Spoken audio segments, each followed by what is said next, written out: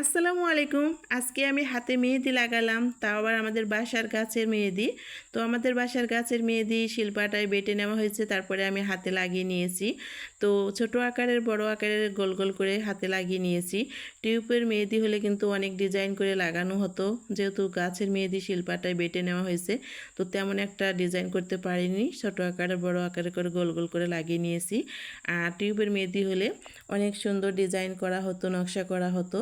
তো এভাবে কিন্তু আগে আমার ফুপিরা গাছের মেহেদি তুলে কিন্তু শিলপাটায় বেটে হাতে এভাবে গোল গোল করে কিন্তু লাগাইতো। তো আজকে আমি কিন্তু আমাদের ফুপির আমলের সেভাবে ডিজাইন করে মেহেদিগুলো লাগিয়েছি, ছোট আকারের বড় আকারের করে গোল গোল করে হাতে লাগিয়ে নিয়েছি। শিলপাটায় বাটা মেহেদি, তাও আবার আমাদের বাসার গাছের মেহেদি। তো আমার মতো করে এর আগে কে কে এরকম করে মেহেদি লাগিয়েছেন কমেন্টে বলবেন। তো আমি কিন্তু আজকে ঠিক আমার ফুপিগের মতো করে লাগিয়ে নিয়েছি হাতে।